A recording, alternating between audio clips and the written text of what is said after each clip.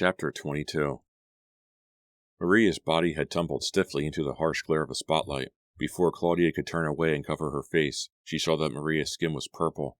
Her eyes had sunk deep into her skull. Her jaws were frozen open in a permanent scream of terror. "No!" Sophie uttered a low howl of horror and disbelief. Joy spun away from the gruesome sight and buried her head in Claudia's shoulder. "It can't be. It can't be," she repeated. "We just saw her a couple hours ago," Claudia said, thinking out loud. "How can she be dead?" "She was murdered," Sophie stammered. She had let her umbrella drop to the ground and stood with her hands covering her face, the rain drenching her short hair and her sweatshirt. "Alfred," Joy cried, pulling away from Claudia. "We have to tell Alfred." "He isn't here. It's his day off, remember?" Sophie said. "Who killed Maria?" Claudia asked, feeling dazed and shaky. She stared into the yellow cone of light from one of the spotlights and watched the steady downpour. The sound of the rain pushed by the wind drowned out the ocean behind them. Was it Daniel? Claudia wondered, dread sweeping through her body. Was he still around? "There's no one here but us," Sophie cried. "So who killed Maria?" Claudia repeated, trying to force away the fluttery feeling of panic, trying to slow her racing heart. "We've got to call the police. Now," Joy declared. She glanced down at Maria's stiff, unmoving body for a second, then turned away. "Yes, come on," Sophie agreed. Limping on her bad ankle, Claudia followed the two girls around the deep puddles in the lawn back to the house. She tossed her umbrella down at the doorway. Once inside, she shook her head hard, as if trying to shake away the hideous picture of Maria's purple face. Shuddering, with rainwater soaking through her clothes, Claudia hurried to catch up to the others in the kitchen. She stopped at the doorway. The lights flickered once again, but didn't go out. Joy was standing by the counter, the phone receiver in her hand. She uttered a short cry of dismay. "What's wrong?" Sophie asked, wiping the rainwater off her glasses with a paper towel. "The line. It's dead," Joy replied softly. Sophie gasped. "We can't call the police?" Joy shook her head and replaced the receiver on the wall. "We've got to get out of here," Claudia said, her eyes darting from Joy to Sophie. "Whoever killed Maria, they're coming after us next." "No!" Sophie screamed, her face bloodless in the overhead fluorescent light. "We've got to get to town. We've got to tell the police," Claudia said. She could feel panic tighten her throat. "How can Maria be dead?" Joy wailed, gripping the back of a tall kitchen stool. "We just saw her. How did it happen?" A loud crack of thunder made all three of them jump. "We'll take some rain gear from the front closet," Claudia said. "We'll get out on the road and start walking, unless one of you knows where the car keys are kept." Neither girl answered. "Maybe someone will come by and give us a lift to town." "Her face, it was so gross," Joy exclaimed. "And her mouth, it was frozen open as if she died screaming." "Joy, stop," Sophie pleaded, even more pale. "Yeah, stop," Claudia agreed. "Try to get Maria out of your mind. We've got to get out of this house. We've got to call the police." Lightning crackled outside the kitchen window. As the thunder roared, the three girls made their way to the front and searched the coat closet for rain gear. Claudia found a yellow slicker, 2 sizes too small, but she pulled it on anyway. Joy pulled a long silk scarf from a shelf and wrapped it around her head. Sophie pulled a light blue jacket on over her drenched sweatshirt. "Ready?" Claudia asked. "I guess," Joy replied quietly. "Let's go," Sophie muttered, her eyes revealing her fear. Claudia pulled open the front door and peered out over the wide front lawn. Bright spotlights illuminated the front lawn, too. The rain had slowed a little, she saw, although the lightning and thunder continued. "Let's go," Claudia called. "Once we get on the road, someone may come by." "I just want to get out of here," Joy cried. They ran out into the rain, bending low as they ran, their sneakers splashing up water and sinking into the soft grass as they made their way down the lawn. At the end of the grass, a tall metal fence rose up, hidden from the other side by a high, perfectly manicured hedge. Claudia started to reach for the gate handle. "Stop!" Joy screamed, pulling Claudia's arm back.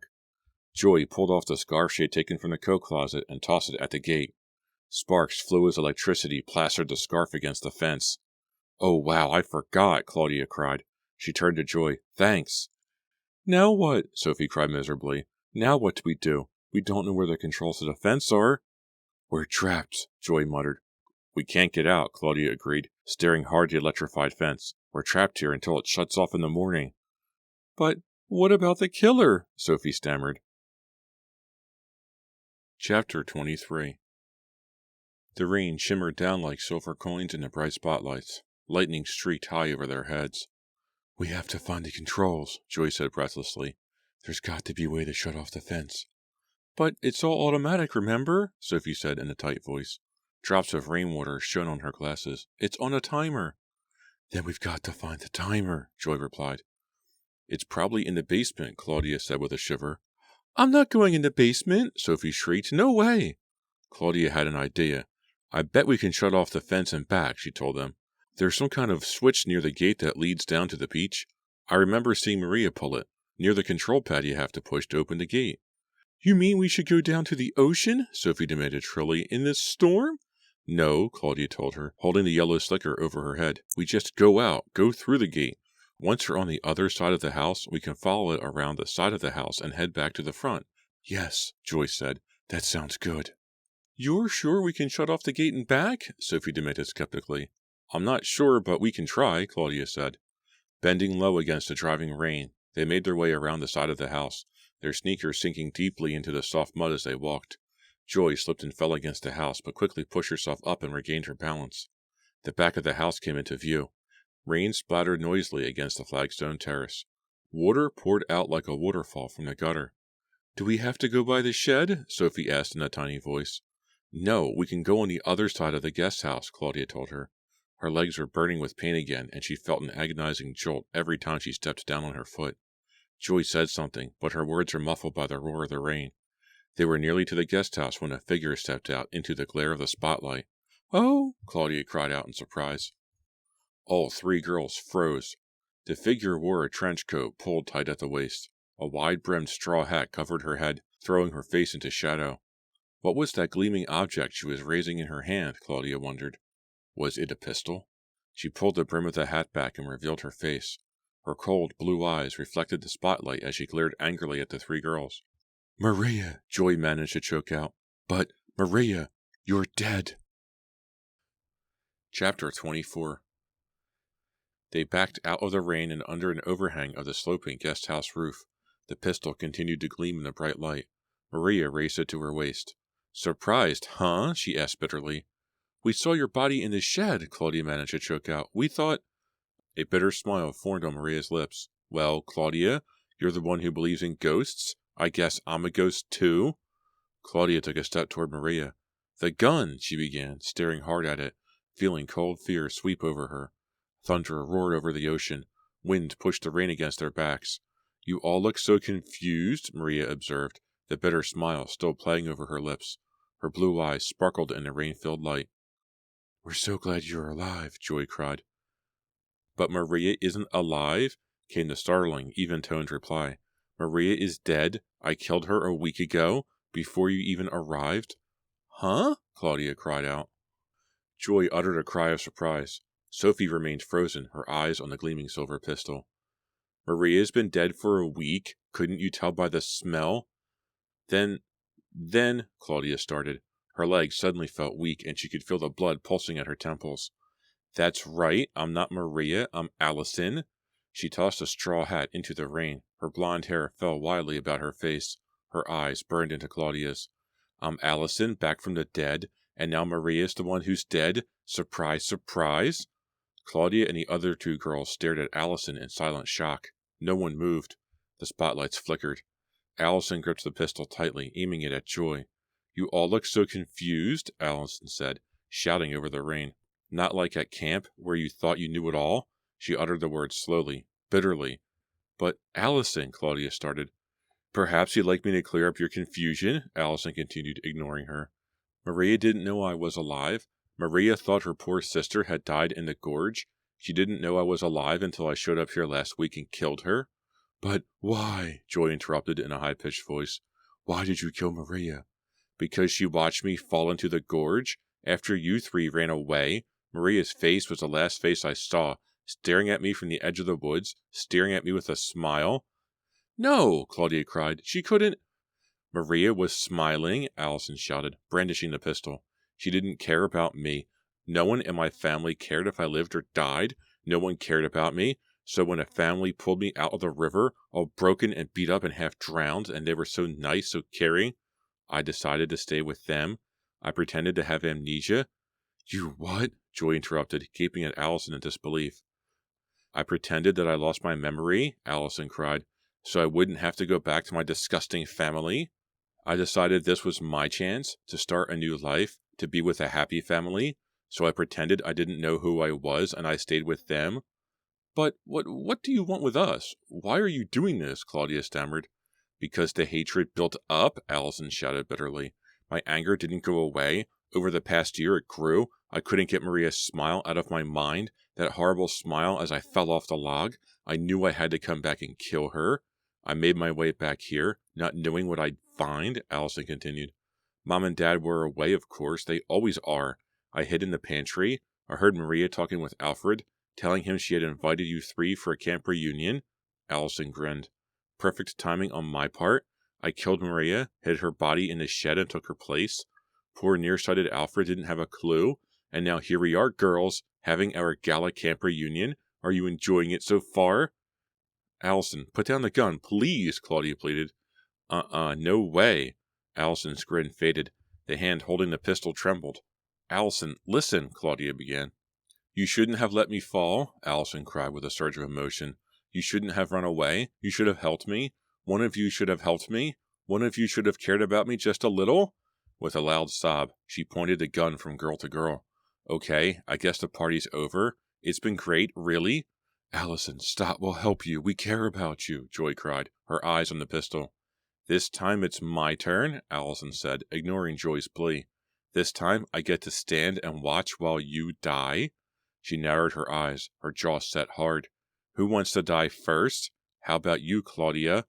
Claudia gasped as Allison pointed the pistol at her chest. Chapter 25. Lightning flashed close by, a white streak just beyond the tennis court.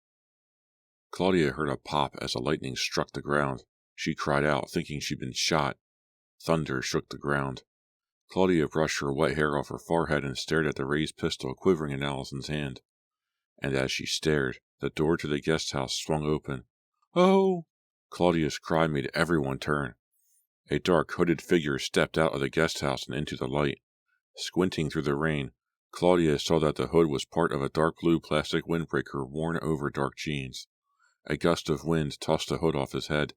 Claudia saw his dark eyes, his thick black hair. She recognized him at once. The ghost boy. Daniel! She cried. Allison's mouth dropped open. She turned the pistol on the new arrival. Hey, who are you? He didn't reply. His dark eyes locked on Allison. He stepped toward her. Who are you? Allison demanded, shaking the gun in his direction. He took another step toward her. It's the ghost boy, Claudia cried. The ghost from the guest house. Huh? Allison reacted scornfully. I made that story up. Are you crazy? Daniel took another step, rain sliding down the front of his windbreaker, his eyes on Allison. Hey, stay away, Allison cried, her anger suddenly giving way to panic. Don't come any closer, I'm warning you. But the ghost boy continued his slow, steady walk toward her. I'm warning you, Allison cried shrilly. Stay away. Her eyes grew wide with terror. With a loud cry, the ghost boy dove at Allison, tackling her around the waist. Claudia froze for a second. Then, seeing Allison start to fall, she darted forward, her hand outstretched, and grabbed the pistol from Allison's hand. A streak of lightning hit with a pop near the swimming pool. This time the lights went out. The girl shrieked, startled by the sudden total darkness. Claudia turned her gaze to the house. The lights are out everywhere, she cried. She heard a struggle below her on the ground. Let go, she heard Allison cry. Then, as her eyes adjusted to the darkness, Claudia could see Allison running across the back lawn, past the tennis court and pool, running through the pouring rain at full speed toward the gate. No, Allison, no! Claudia screamed, starting after her. It's electrified, Joy screamed. Stop, the gate is electrified. The power is off, idiot, Allison screamed back. All three girls were running now, running after Allison. Too late. Claudia heard a generator hum on, just as Allison grabbed for the gate. She heard the crackle, saw Allison's arm catch in the wire mesh, saw Allison struggle to free herself as a white streak of electricity encircled her body. Allison screamed once, then her body jerked and tossed inside the bright white electrical flame that appeared to dance around her. I'm watching her die again, Claudia thought, horrified. I'm watching Allison die a second time.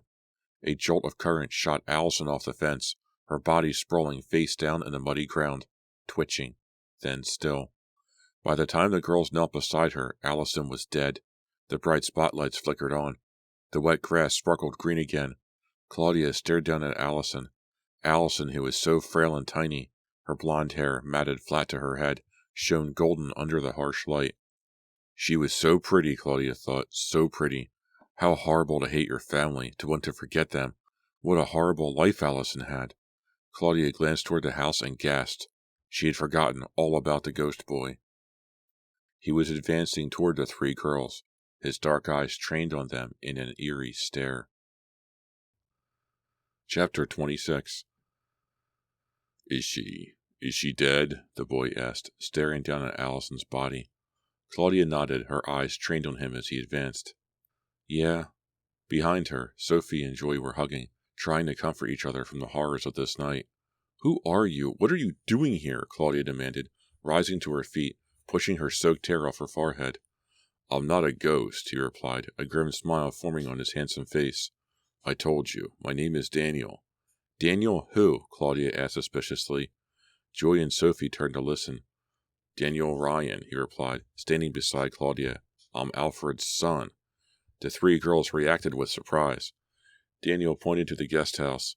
I'm on summer break from college, visiting my dad. Dad let me stay in the guest house, but we didn't want anyone to know. The Drexels aren't the most generous people in the world. They wouldn't approve. I didn't want my dad to lose his job.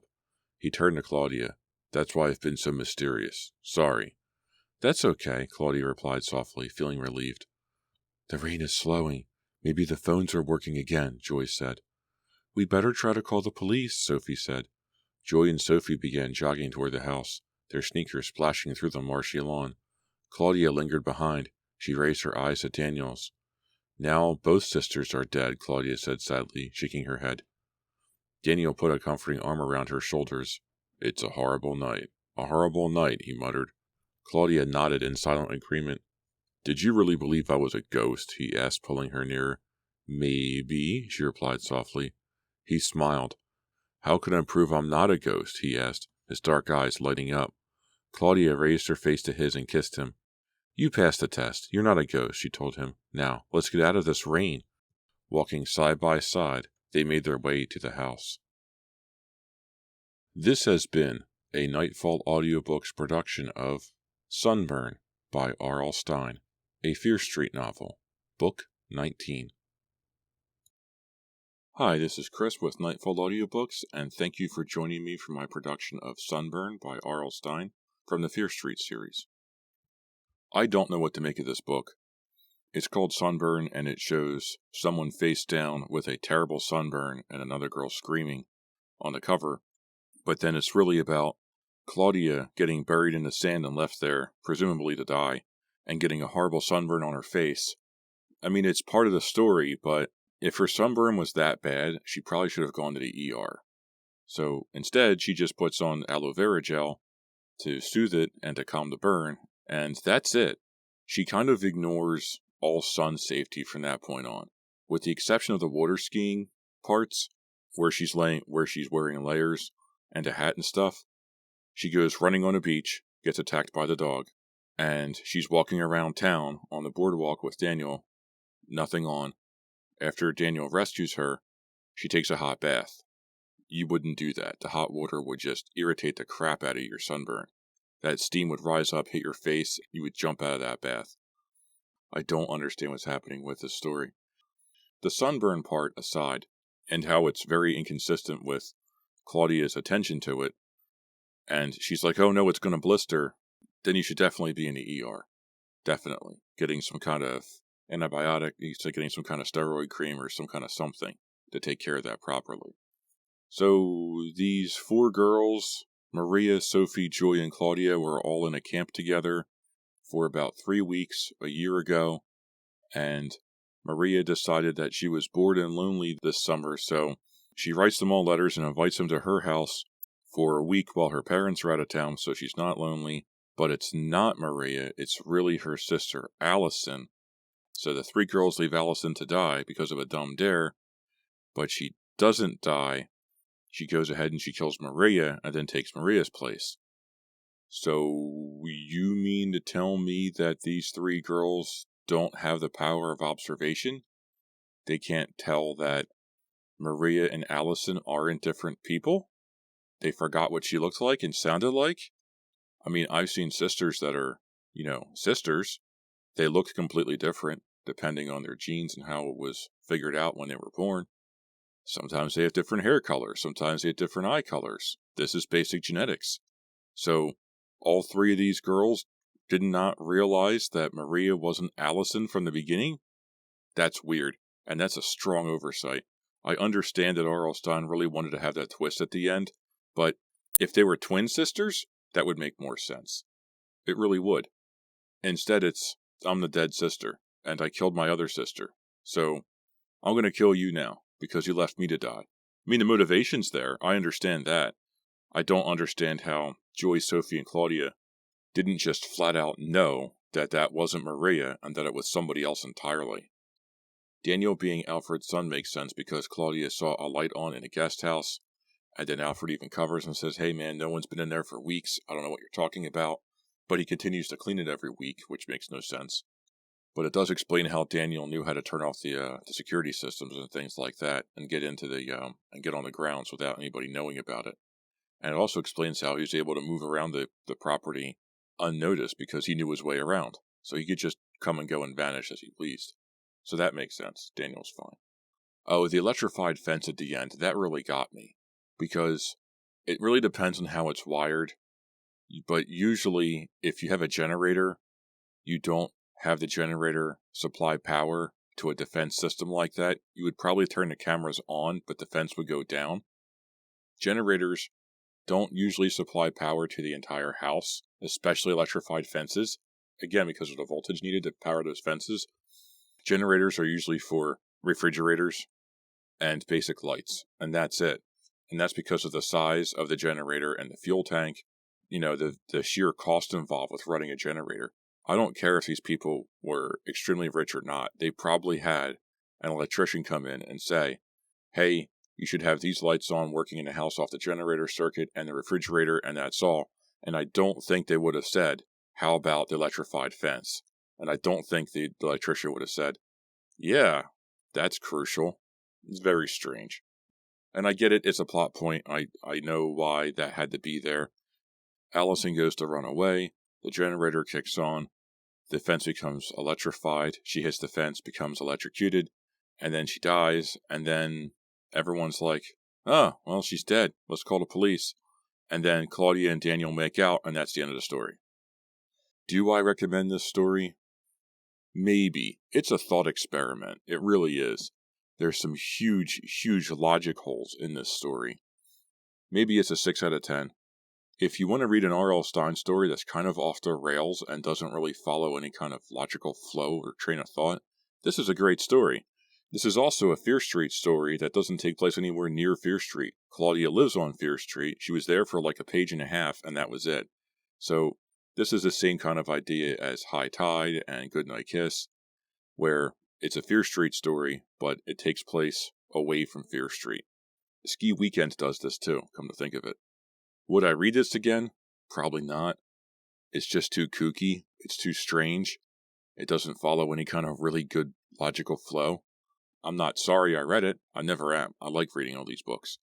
But I don't think I would read this ever again. If it wasn't for this show, I wouldn't have read this book. I would have just skipped it. So anyway, what should I read next? I don't know. Write me an email, nightfallaudiobooks@gmail.com. I am also on YouTube at Nightfall Audiobooks. Feel free to like, comment, and subscribe. I have a Patreon page, patreon.com/nightfallaudiobooks. Any help would be greatly appreciated. So tell your friends, tell your mom, tell whoever you think would like to listen to me. Tell them tales from R.L. Stine. Thank you very much for listening, and I'll see you next time.